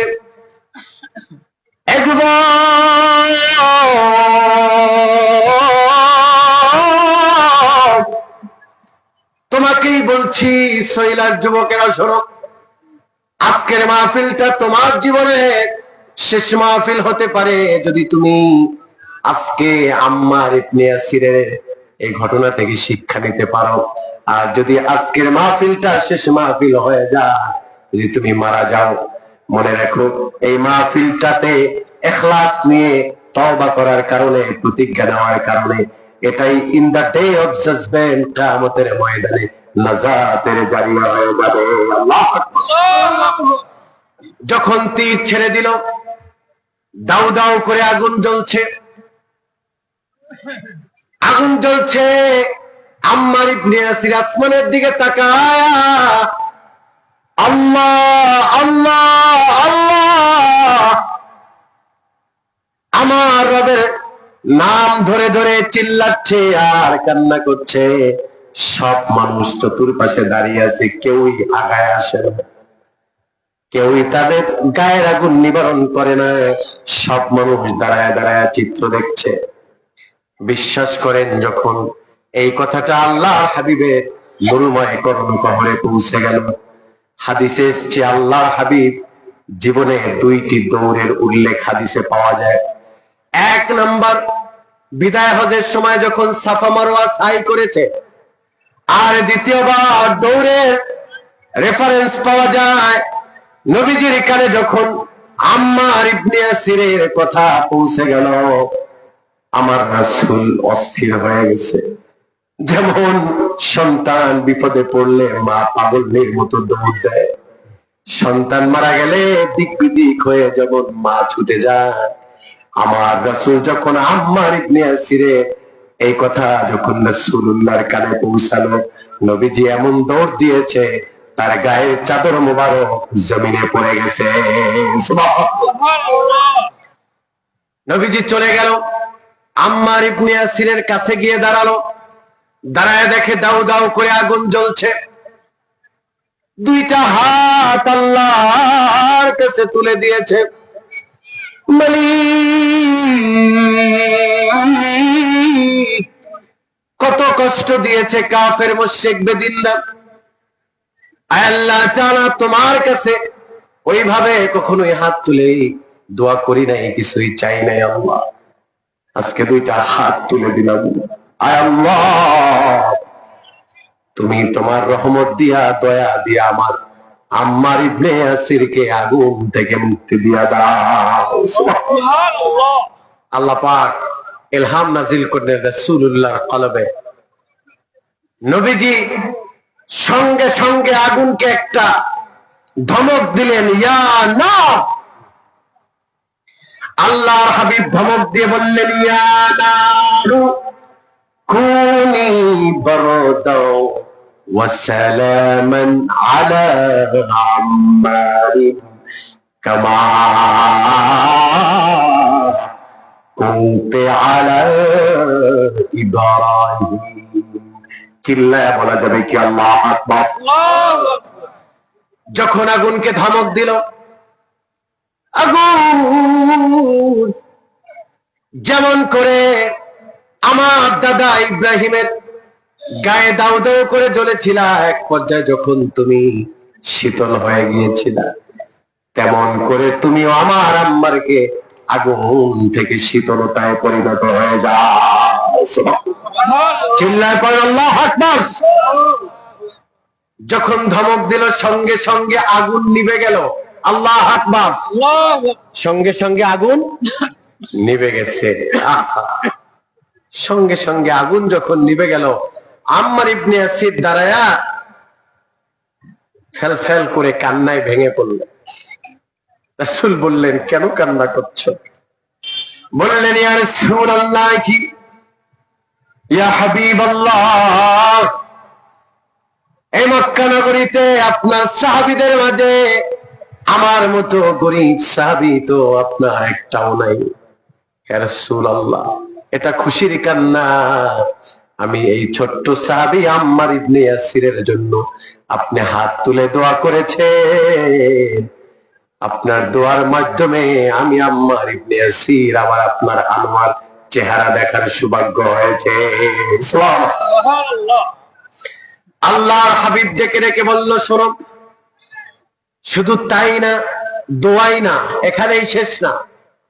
কিয়ামতের কঠিন বিভীষিকাময়, কিয়ামতের কঠিন মুসিবতের দিন, ওই কঠিন বিভীষিকাময় দিনে আমি রাসূলুল্লাহ আনা আউয়ালুন নাসি খুরুদান ইযা বুইসু ওয়া আনা খাতিবুহুম ইযা ওয়াফাদু ওয়া আনা মুবাশশিরুহুম ইযা ইয়াওমা ইযিন বিয়াউমিল হামদ। আল্লাহু আকবার। কিয়ামতের ময়দানে আমি সর্বপ্রথম ব্যক্তি হাসরের ময়দানে দাঁড়াবো, আমার উম্মতের জন্য সুপারিশ করব, ওকলাতি করব, হাউজে কাউসারের পানি পেয়ালা পান করাবো। সুবহানাল্লাহ। ওই কঠিন মুসিবতের দিন আমি রাসূলুল্লাহ একা জান্নাতে যাব না। আমি যখন জান্নাতে যাব, আমার সাথে আম্মার এবং ইয়াসির এবং সুমাইয়াকে ছাড়া রাসূল জান্নাতে ঢুকবে না। সুবহানাল্লাহ। চিল্লায় পড়ো আল্লাহু আকবার। আরে ঈমানের জন্য জীবন দিতে ছিল, ঠিক কিনা? তারপর এত ছোট মানুষ বাতিলের কাছে মাথা নত করে না। এ যুবক, তোমাকেও বলছি, তুমি দীপ্ত ঈমানের আলোয় নিজেকে আলোকিত করো। তুমি প্রতিজ্ঞাবদ্ধ হও, আগামীর বাংলাদেশ ইনসাফের বাংলাদেশ হবে। আগামীর বাংলাদেশ টেন্ডারবাজ মুক্ত বাংলাদেশ হবে, ঠিক কিনা বলেন? আগামীর বাংলাদেশ ইফতিজিং মুক্ত বাংলাদেশ হবে। আগামীর বাংলাদেশ হবে কোরআনের বাংলাদেশ, নবীর সুন্নাহর বাংলাদেশ। যখনই কোরআন এবং সুন্নাহ মানুষের জীবনে থাকবে, তখনই সমাজ থেকে খারাপ অনৈতিকতা পলায়ন করবে, ঠিক কিনা বলেন? তুমি যদি সত্যের পক্ষে অবিচল থাকো, তাহলে আমরা সুন্দর একটি দেশ পাবো। অনেক হামলা মামলা আসতে পারে, অনেক বাধা বিপত্তি আসতে পারে, কিন্তু দমিয়ে যাওয়া যাবে না। সর্বদা সত্যের পক্ষে থাকতে হবে। আমরা কোনো দল বুঝি না। কি বুঝি না? আমরা দল বুঝি না। আমরা একটাই বুঝি, কোরআন হাদিস যেখানে আমরা আছি সেখানে। আমরা আওয়ামী লীগ বুঝি না, বিএনপি বুঝি না, জামাত ইসলামী বুঝি না, জাতীয় পার্টি বুঝি না, জাসদ বাসদ কিছুই বুঝি না। আমরা একটাই বুঝি, নবীজি আমার যেমন করে দেশ চালিয়েছে, আমার যেমন করে রাষ্ট্র চালিয়েছে, আমরা সেইভাবে ইনসাফ ভিত্তিক সমাজ চাই, ঠিক কেন বলেন? সম্মানিত হাজিরিন, সম্মানিত উপস্থিতি, আপনাদেরকে আমি স্পষ্ট বলতে চাই, এই ঈমানের জন্য আমাদের ত্যাগ করা লাগবে। যদি আপনি ত্যাগ করার প্রতিজ্ঞা নিতে পারেন, আপনার জন্য চমৎকার উপহার ডেস্টিনেশন জান্নাত আল্লাহ রেখে দিয়েছে। মালিক তুমি জান্নাতে, তোমার কাছে একটা ঘর বানিয়ে দিও, একটা ঘর বানিয়ে দিও। সেদিনও শিখাময় মহাদিনে তোমার প্রতিবেশী করে নিও। মালিক তুমি জান্নাতে, তোমার কাছে আমার একটা ঘর বানিয়ে দিও, একটা ঘর বানিয়ে দিও। পড়েন আমিন। আরো জোরে পড়েন আমিন। আর এই কথাটা একদম তুচ্ছ ভাইবেন না, এই কথাটা ছিল হযরতে সুমাইয়ার কথা। সুবহানাল্লাহ বলেন। সুবহানাল্লাহ। তাকে যখন আবু জাহেলরা, উতবা, সাইবারা, ওয়ালিদ ইবনে মুগীরা যখন আঘাত করেছে, হযরতে সুমাইয়াকে যখন রক্তাক্ত করে জনমের মতো শহীদ করতে তারা যখন একতাবদ্ধ হয়েছে, আল্লাহ তাআলা জান্নাতটাকে তার চোখের সামনে ধরে রাখছে। সুবহানাল্লাহ। সুবহানাল্লাহ। মরে যাবে তো জান্নাতে ঢুকে যাবে। আল্লাহু আকবার। আল্লাহু ভাইরা আমার, বন্ধুরা আমার, মেহমান আসছে নাকি? মেহমান আসছে? কথা বলবো? ভাইরা আমার, বন্ধুরা আমার, গভীর মনোযোগে খেয়াল করেন।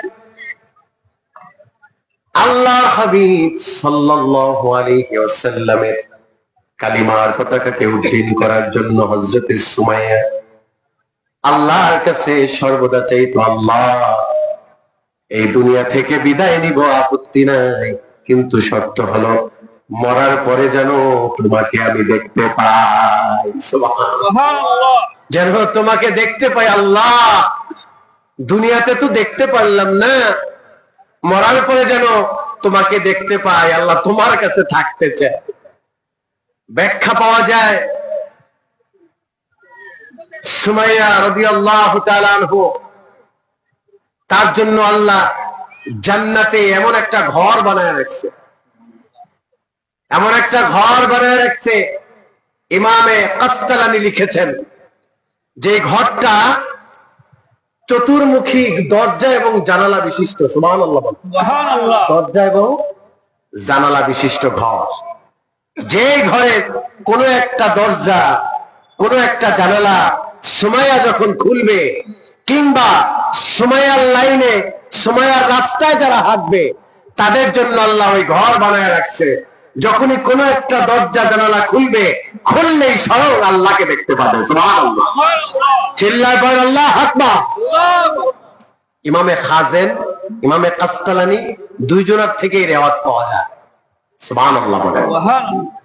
এজন্য ঈমান দীপ্ত জীবন দরকার আছে না নেই?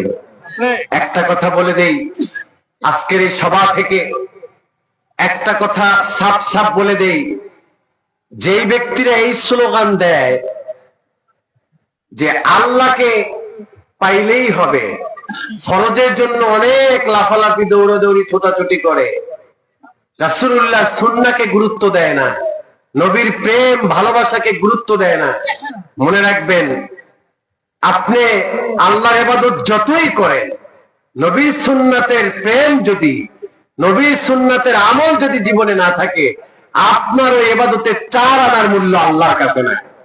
ঠিক কিনা বলেন? যারা নবীকে মাইনাস করে আল্লাহকে পেতে চায়, সম্ভব না কোশ্চিন কালেও। আপনি কি জানেন? আপনাকে একটা ব্যাখ্যা শোনাই। উহুদের ময়দানে, খুব মনোযোগ, চিকন কথা,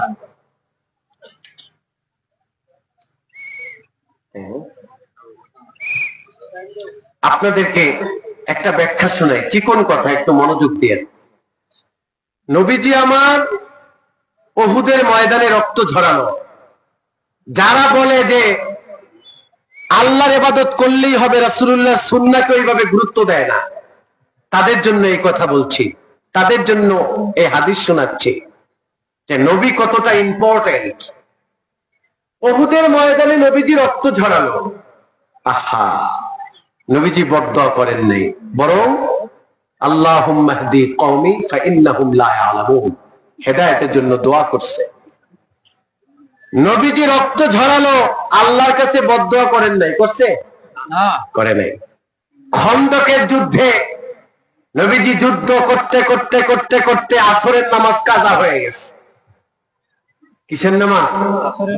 আসরের নামাজ কাজা হয়ে গেছে, নবীজি পড়তে পারে নাই। মাগরিবের নামাজ এবং আসরের নামাজ একাত্রে কাজা সহ পড়ে নবীজি আল্লাহর কাছে 2টা হাত তুলছে, আল্লাহ তোমার কাছে ফরিয়া, যারা আমাকে তোমার ইবাদত থেকে বঞ্চিত করলো, কুবুরহুম ওয়া সুদুরহুম নার, যারা তোমার ইবাদত থেকে বঞ্চিত করলো আমাকে, আমি তাদের জন্য বদদুয়া দিলাম, তাদের কবরটা যেন জাহান্নামের টুকরা হয়। আল্লাহু আকবার।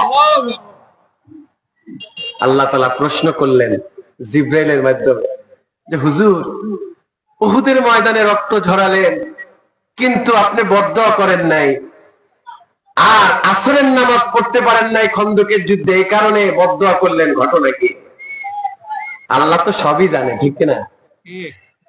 তারপরে প্রশ্ন করেছে, আল্লাহ হাবিব ব্যক্তহীন কণ্ঠে জবাব দিয়েছে, বলেছে জিবরাইল শোনো, আমার আল্লাহকে বলে দিও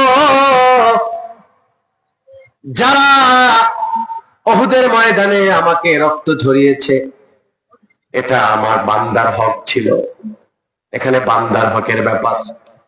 কিন্তু যারা খন্দকের যুদ্ধে আমাকে আসরের নামাজ পড়তে দেয় নাই, তারা আমার রবের হক থেকে আমাকে বঞ্চিত করেছে। আমার হক আমি মেনে নিতে পারবো, কিন্তু আমার রবের হক যারা নষ্ট করবে তাদেরকে আমি মেনে নিতে পারবো না। আল্লাহু আকবার। আল্লাহ তাআলা এত খুশি হলেন, আল্লাহ এত বেশি খুশি হলেন, আল্লাহ তাআলা ডেকে ডেকে বললেন, হে জিবরাইল, আমার রাসূলকেও বলে দাও, আমার নবীজি তার হককে ছোট করে আমার হককে উঁচু করে ধরেছে।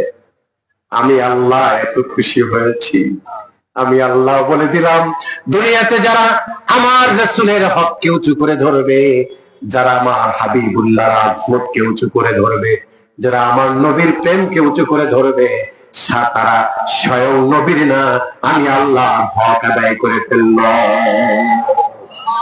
এত আস্তে, আল্লাহু আকবার। আল্লাহ বলছেন যারা আমার রাসূলের হক আদায় করবে, তারা আমি আল্লাহর হক আদায় করলো। সুবহানাল্লাহ।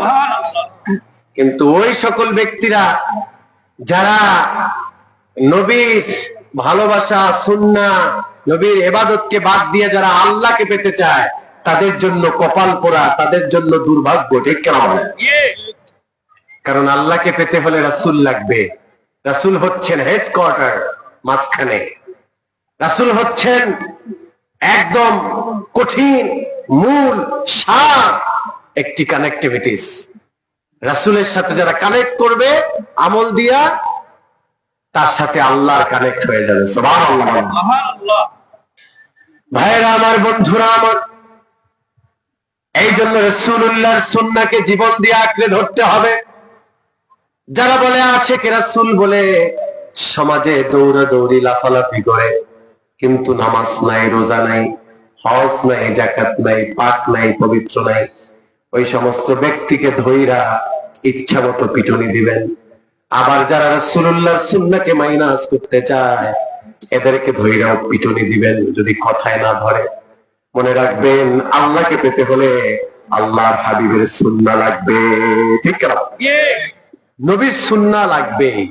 আর ওই ব্যক্তি প্রকৃতপক্ষে আশিকে রাসূল যার জীবন থেকে আল্লাহর হাবিবের আদনা একটা সুন্নাত মাইনাস হয় না, ঠিক না? কি কথায় মিথ্যা আছে? ওই ব্যক্তি প্রকৃতপক্ষে আশিকে রাসূল যার জীবন থেকে নবীর আদনা একটা সুন্নত মাইনাস হয় না, এরাই হচ্ছে সত্যিকারের আশিকে রাসূল। আশিকে রাসূল কেমন একটা হাদিস বলে আমি আলোচনা শেষ করব। আশিকে রাসূল কেমন হয় আপনাদেরকে হাদিসটা শোনায় আমার আলোচনা শেষ। হাদিসটি তিরমিজির বর্ণনা, চমৎকার একটি হাদিস, খুব অল্প সময়ে শেষ করে দিচ্ছি। আল্লাহ হাবিব সাল্লাল্লাহু আলাইহি ওয়াসাল্লামের জীবদ্দশায় দেখেন আশিকে রাসূল কাকে বলে আর প্রকৃতপক্ষে আশিকে রাসূল কি, এটা আশিকে রাসূল শব্দের সিগনিফিকেন্সটা কি, এটা এই হাদিস প্রমাণ করে, বহন করে। নবীজি যখন রাষ্ট্রনায়ক, নবীজি যখন রাষ্ট্রনেতা, একদিকে নবীজি খতিব খিতাবাতের দায়িত্বে আছেন, আর একদিকে নবীজি কোরআন দিয়া দেশ চালাচ্ছে, রাষ্ট্র চালাচ্ছে। নবীজি হিমস শহরে একজন আমির নিয়োজিত করেছিলেন, সাইদ ইবনে আমের রাদিয়াল্লাহু তাআলা আনহু। সুবহানাল্লাহ বলেন। কি নাম বলেছি? সাইদ ইবনে আমের রাদিয়াল্লাহু তাআলা আনহু। তাকে রাসূলুল্লাহ সাল্লাল্লাহু আলাইহি ওয়াসাল্লাম হিমসের গভর্নর বানিয়েছিলেন। আল্লাহর হাবিবের ওফাতের পরে ধাপে ধাপে যখন ওমর রাদিয়াল্লাহু তাআলা আনহু যখন খলিফা, যখন লিডার, যখন নেতা, একদিকে তিনি রাষ্ট্রনায়ক, আর একদিনে তিনি মসজিদে নববীর খতিব। সুবহানাল্লাহ বলেন। আসলে এমনটাই তো হওয়া উচিত যে মসজিদের ইমাম হবে সে সমাজেরও তো নেতা হবে, ঠিক কিনা? কিন্তু আমাদের দেশে দেখা যায় ইমাম সাহেবদেরকে সান্ত্বনা দিতে গিয়া বলে, হুজুর, মিয়া সাহেব, আপনি ইমাম, ইমাম মানি তো নেতা। এই কথা বললে ইমামকে বয়ান শোনায় মুসল্লিরা যে হুজুর আপনি তো নেতা। কিন্তু সমাজে কোন একটা কার্যক্রমে ইমামের পদক্ষেপকে গ্রহণ করা হয় না, ঠিক কিনা বলেন? বরং আমাদের সমাজে সব থেকে অবহেলিত, সব থেকে নিন্দিত পাত্র এখন আমরা ইমামরা। ইমামদেরকে মূল্য দিতে চায় না। আহারে, কথায় কথা চলে আসে, কথার নাম লতা। দেখবেন ঢাকার শহর যে রিক্সা চালক, সে প্রতিদিন খাটনি দেয়, গরিব মানুষ আমরা মনে করি রিক্সাওয়ালাদের, কিন্তু ওই বেচারা যদি খবর নেন দেখবেন যে ডে বাই ডে তার 1000 টাকা ইনকাম আছে, মাসে কত? 30,000। আর আমার দেশে ইমাম সাহেবকে বয়ান শোনায়, হুজুর আপনি সমাজের নেতা, কিন্তু ইমামকে বেতন দেয় 5,000 6,000 টাকা, ঠিক না? তাহলে যে নেতা হবে, যে সমাজের নেতৃত্ব কর্তৃত্বের আসনে বসে আছে, তার বেতনটাও তো হবে রিচ লেভেলের বেতন, ঠিক কিনা বলেন? মক্কা মদিনায় যে ইমাম সাহেবরা আছে, আপনি খবর নিয়ে দেখবেন, আপনি খবর নিবেন, এটা মাশহুর সূত্রে বলছি, তাদের বেতন নির্ধারণ করা না, তারা প্রতি মাসে যা মন চায় তুইলা নেয়, যতটুকু খরচ দরকার তুইলা নেয়। তাদের বেতন সেই পার্লামেন্ট সরকার, সেই আরবের সরকার তারা নির্ধারণ করে নাই যে মসজিদে নববীর ইমামদের বেতন এত, হারামাইন শরীফাইনের ইমামদের বেতন এমন, মদিনার ইমামদের বেতন এমন, এরকম না। ইমাম যিনি, তার যত ইচ্ছা সে তত টাকা তুলবে, খরচ করবে বেগাইরি হিসাব। সুবহানাল্লাহ বলেন। আর আমার দেশে ইমাম সাহেবরে অনেক নীতির কথা আমরা শুনাই, কিন্তু বেতন দিতে গেলে খবর হয়ে যায়। দক্ষিণবঙ্গে এমনও কিছু জায়গা আছে জানেন আপনারা, আবার 5 মাস বাকি। কয় মাস? আপনাদের এই অঞ্চলে আছে নাকি এমন? আছে? নাই, মাশাআল্লাহ, আলহামদুলিল্লাহ। কেন থাকবে? কারণ সিলেট হচ্ছে আল্লাহর ওলিদের রাজধানী, আলেমদের রাজধানী, ইলমের রাজধানী। সিলেট এমন একটা জায়গা, এখানে অনৈতিকতা খুবই কম। তো 5,000 টাকা বেতন, 5 মাস বাকি, তাহলে বেচারা সংসার নিয়ে চলবে কেমনে? তাহলে এমন যদি হয় সমাজের ইনসাফ, তাহলে আপনি কেমন করে সমাজে ভালো কথা বলবেন আর শুনবেন? ভাইরা আমার, বন্ধুরা আমার, সাইয়েদনা ওমর, তিনি একদিকে মসজিদে নববীর খতিব, আবার আর একদিকে তিনি রাষ্ট্রনায়ক। তিনি যখন মসজিদে নববীতে আসরের নামাজে ঢুকতেছে, কি নামাজে? আসরের সালাতে ঢুকছেন, তিনি দেখলেন মসজিদে নববীর বারান্দায় একটা জামাত এসছে। তার দৃষ্টিগোচর হলো, নামাজ শেষ করে সাহাবীদেরকে জিজ্ঞাসা করলো যে এরা কারা?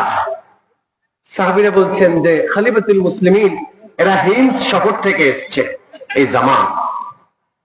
তখন বলল, হিমসে তো অনেক দুর্ভিক্ষ চলতেছে, শুনলাম খুব কঠিন ভয়াবহ অবস্থা। তাহলে এখানে যারা যারা হতদরিদ্র, গরিব হালতে আছে, এদের একটা লিস্ট আমাকে দাও, বাইতুল মাল থেকে এদের জন্য কিছু বরাদ্দ করা হবে। সুবহানাল্লাহ। বাবা, আপনারা কথা শুনতেছেন? ক্লান্ত হয়ে গেছেন নাকি? যারা বক্তা তারা তো আসতেছে, আমি তো আর বক্তা না, আমি জাস্ট ছোট মানুষ, বয়সও কম, আমি এখনো স্টাডি করছি, পড়াশোনা শেষ, তারপরও স্টাডির তো শেষ নাই, পড়াশোনা করছি। আমার জন্য দোয়া করবেন। আমি 2-4টা কথা মানুষের কাছে নিয়ে যাই, অনেক সময় ভুল বেয়াদবি হয়। আচ্ছা আচ্ছা, তো আমি আমার এই হাদিসটা বলেই শেষ করব। শান সাহেব তিনি ইতিমধ্যেই তাশরিফ নেবেন ইনশাআল্লাহ। যথেষ্ট বিজ্ঞ, প্রাজ্ঞ, এডুকেটেড একজন পার্সন। ঢাকা বিশ্ববিদ্যালয় বাংলাদেশের শ্রেষ্ঠ ইউনিভার্সিটি, তাই না? শ্রেষ্ঠ বিদ্যাপীঠ, সেখানের মতো জায়গায় উনি একজন সর্বোচ্চ শিখরে আছেন। এটা আপনাদের জন্য একটা নিয়ামত, করি আলহামদুলিল্লাহ। সম্মানিত হাজিরিন, তো তার কাছে, সাইয়েদনা ওমরের কাছে লিস্ট দেওয়া হলো ফুকারাউল হিমস, হিমসের একটা লিস্ট দেওয়া হলো। লিস্টে যখন ওমর তাকালো, সাইয়েদনা ওমর যখন লিস্টের দিকে তাকালো, তাকায় দেখেন যে সর্বপ্রথম যার নামটা লেখা সেটা হচ্ছে হিমসের গভর্নর সাইদ ইবনে আমেরের নাম লেখা। সুবহানাল্লাহ বলেন। সুবহানাল্লাহ।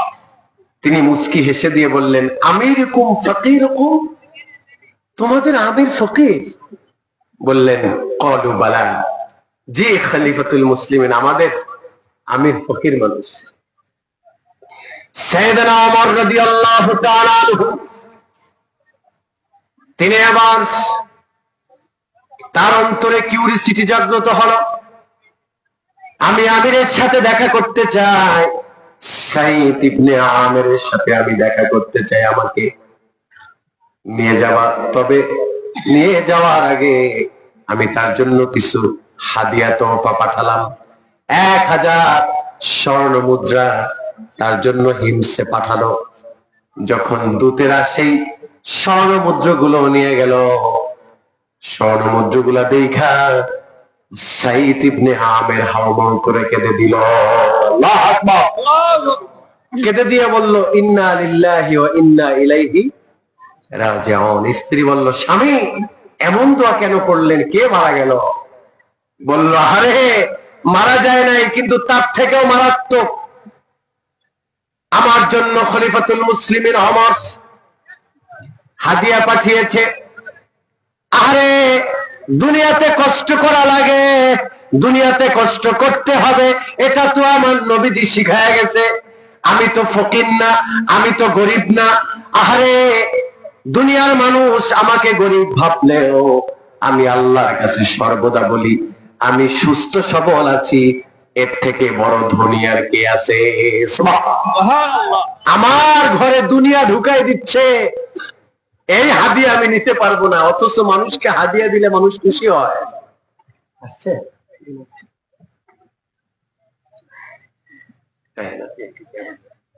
হাদিসটা ক্লোজ করে দিই। আল্লাহ যদি কখনো বাঁচায়, বেঁচে থাকি, ইনশাআল্লাহ কখনো কোনো মাঠে দেখা হয়ে যাবে, হাদিসটি পাওনা রইল, শোনাবো ইনশাআল্লাহ। চমৎকার একটি হাদিস। ভাইয়েরা মিলাদের জন্য আবদার করেছে, আসলে আমরা একটু দাঁড়িয়ে সালাম দেই। আমার নবী দয়াল নবী, যার তুলনা নাই, আসুন সবে দাঁড়ায় সে নবীজিকে সালাম জানাই তাই। ইয়া নবী সালাম, ইয়া রাসূল সালাম, ইয়া হাবিব সালাম, সালামুল্লাহ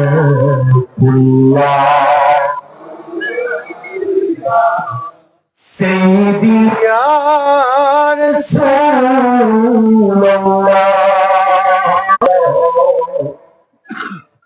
ইয়া ইয়াসিন ওয়া ইয়া হাবিবাল্লাহ।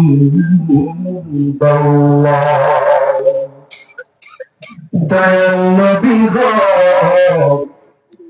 তুমি যে ঘুমাও না রাতে, দেখা দাও আশিক তোর সাথে,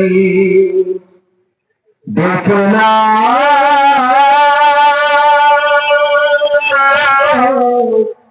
রোজার কিনারে দরুদ সালাম ভেজিতে, ইয়া নবী সালাম, ইয়া রাসূল সালাম, ইয়া হাবিব সালাম, সালাতুল্লাহ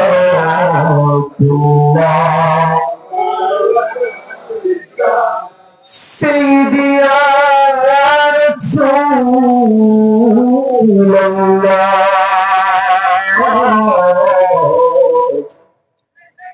ইয়া মুজাম্মিল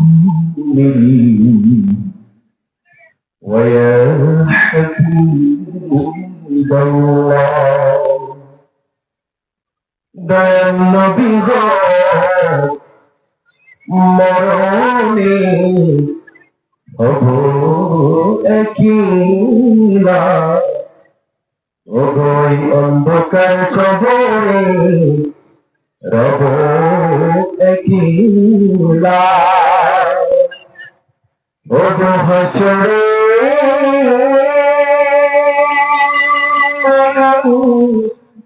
উঠিব একা, সেথায় পাই গেল তোমার দেখা, ইয়া নবী সালাম,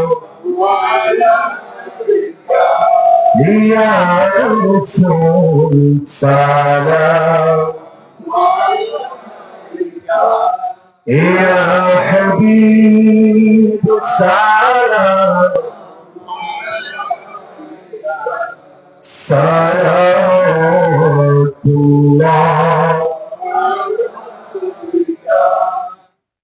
কত ভালো লাগে মদিনা, যেথায় আছে শাহে মদিনা,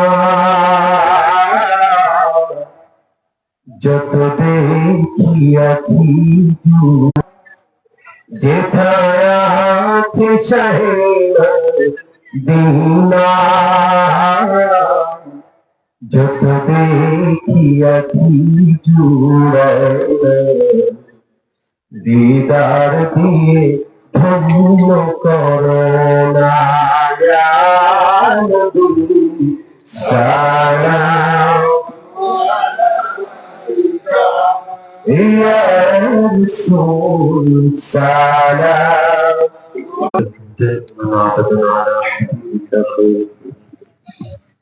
ربنا يطرد السلام برجسدا بيبا بلغ الأعلى بكماله كشف الدجى بجماله حسنت جميع خصاله صلوا عليه وآله الصلاة والسلام عليك يا رسول الله الصلاة والسلام عليك يا حبيب الصلاة والسلام عليك يا شافع المذنبين الصلاة والسلام عليك يا رحمة للعالمين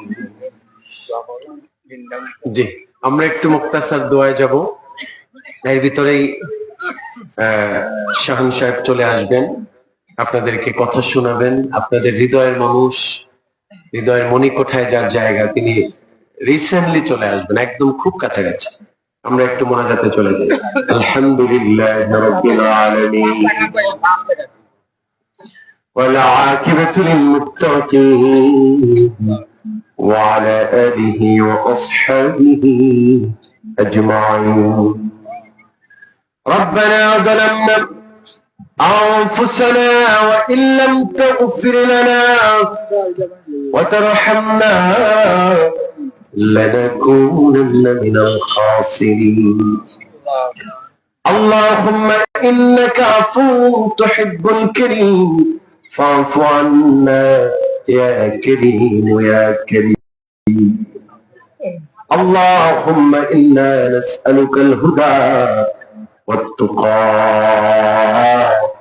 والعفاف والغنى اللهم اجعلني شكورا واجعلني صبورا واجعلني في عيني صغيرا وفي أعين الناس كبيرا আল্লাহ তাআলা রব্বুল আলামিন বৈকালীন সময় থেকে শুরু করে গভীর রজনী পর্যন্ত আলোচনা চলবে গো আল্লাহ আল্লাহ তাআলা অনেক মুহাক্কিক উলামায়ে কেরাম কথা বলেছেন কথা বলবেন আল্লাহ তাআলা মাঝখান থেকে আমি জাহেল মানুষ হাত উত্তোলন করেছি আল্লাহ এখানে অনেক দামি দামি মানুষ রয়েছে তোমার অনেক পেয়ারা বান্দা রয়েছে অনেক হাক্কানি রব্বানি উলামায়ে কেরাম রয়েছে আল্লাহ যার হাত পছন্দ হয় ওই হাতকে কেন্দ্র করে আমাদের সকলের মুনাজাতকে কবুল করে না আল্লাহ তাআলা রব্বুল আলামিন মাতৃকুল পিতৃকুল শ্বশুরকুল শাশুড়িকুল যারা অন্ধকার কবরে ঘুমিয়ে আছে রব্বুল আলামিন কবরগুলো জান্নাতের টুকরা করে দাও আল্লাহ তাআলা খুসুসান ফরিয়াদ জানিনা মজলিসে কার জানি জনম দুঃখিনী মা নাই আল্লাহ জানি না কার জানি আব্বা নাই কে জানি কত বছর হয়ে গেছে মা মা বলে ডাক দিতে পারে না কে জানি কত বছর হয়ে গেছে আব্বা বলে ডাকতে পারে না এখন আর পিঠের উপরে মোছা দিয়া বাবা বলে না বাবা বিপদ আসলে টেনশন করিস না আল্লাহ সহজ করে দিবে এখন আর জানালার ফাঁকা দিয়া মা দুঃখিনী তাকায় থাকে না এখন আর রাত্র করে বাড়িতে ফিরলে এখন আর হাত জাগায় শাসন করে না আল্লাহ যাদের আব্বা আম্মা কবরে কবরগুলো তুমি জান্নাতের টুকরা করে দাও আল্লাহ আল্লাহ যাদের পিতামাতা জীবিত রব্বুল আলামিন তাদের হায়াতে বরকত দিয়া দাও আল্লাহ তাআলা রব্বুল আলামিন তোমার কাছে ফরিয়াদ রব্বুল আলামিন যাদের পিতামাতা জীবিত এই জান্নাতের টুকরা দুইটাকে বেশি বেশি খেদমতের আঞ্জাম দেওয়ার তৌফিক দাও আল্লাহ তাআলা এখানে অনেক দাড়ি পাকনেওয়ালা মানুষ, আরে বৃদ্ধ হয়ে গেছে, অনেক বয়স হয়ে গেছে, তারপরও বাবা মার কথা শুনলে কেঁদে দেয়। কারণ ঘরে গিয়া সন্তান দেখে, স্ত্রী দেখে, নাতি দেখে, কিন্তু মা বইলা ডাক দিবে, বাবা বইলা ডাক দিবে, তারা তো বাঁশবাগানে ঘুমায় আছে। আল্লাহ তাআলা যাদের আব্বা আম্মা অন্ধকার কবরে, কবরগুলো তুমি জান্নাতের টুকরা করে দাও। ও গো মা, তুমি এই ধরনের শ্রেষ্ঠ নিয়ামত, তোমারই পদ তুলে রয়েছে জান্নাত। ও গো মা, তুমি এই ধরনের শ্রেষ্ঠ নিয়ামত, তোমারই পদ তুলে রয়েছে জান্নাত। আল্লাহ তাআলা মাহফিলটাকে কবুল করে নাও। কিয়ামতের ময়দানে মানুষগুলো যখন ইয়া নাফসি ইয়া নাফসি বলে কাঁদবে, দৌড়াদৌড়ি করবে, ছোটাছুটি করবে, কঠিন মুসিবতে এই সইলার মাহফিলটাকে তুমি নাজাতের জারিয়া করে দিও আল্লাহ। আল্লাহ তাআলা ময়দানটাকে কবুল করে নাও। আল্লাহ তাআলা এখানে আমার বয়সী অনেক যুবকেরা হাত তুলেছে আল্লাহ। আল্লাহ আমার কলিজার টুকরা যুবক গুলোকে তুমি কবুল করে নাও আল্লাহ। এদেরকে সফলতার উচ্চ শিখরে পৌঁছায় দাও আল্লাহ। যারা প্রবাসে আছে, প্রবাস জিন্দেগি সুন্দর সুখময় করে দাও। দাড়ি পাকনেওয়ালারা কান্না করলে নাকি তুমি আল্লাহ বড্ড বেশি লজ্জা পাও আল্লাহ। এখানে অনেক দাড়ি পাকনেওয়ালারা কান্না করছে আল্লাহ, তাদের চোখের পানি উছিলায় আমাদের জীবনের গুনাহগুলো মাফ করে দাও আল্লাহ তাআলা।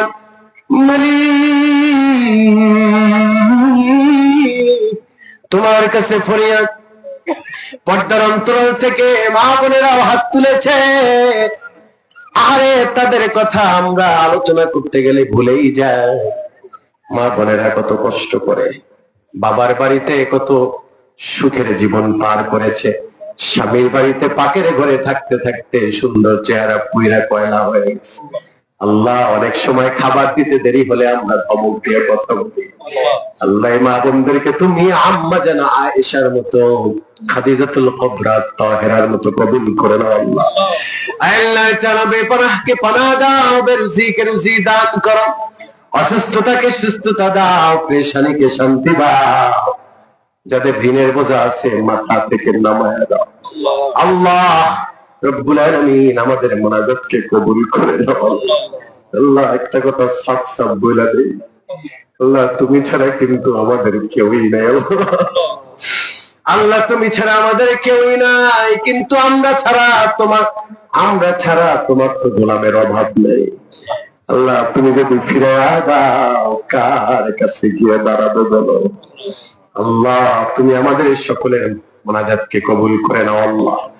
আল্লাহ তাআলা রব্বুল আলামিন কঠিন মুসিবতের সময় মৃত্যু যখন চলে আসবে, বিভীষিকাময় চোখের সামনে আল্লাহর হাবিবের আনোয়ার চেহারাটা ধইরা রেখো আল্লাহ। মৃত্যুর যন্ত্রণা থাকবে না, আর জবানে কালিমা জারি করে দিও লা ইলাহা ইল্লাল্লাহু মুহাম্মাদুর রাসূলুল্লাহ। আসসালামু আলাইকুম ওয়া রাহমাতুল্লাহি ওয়া বারাকাতুহু।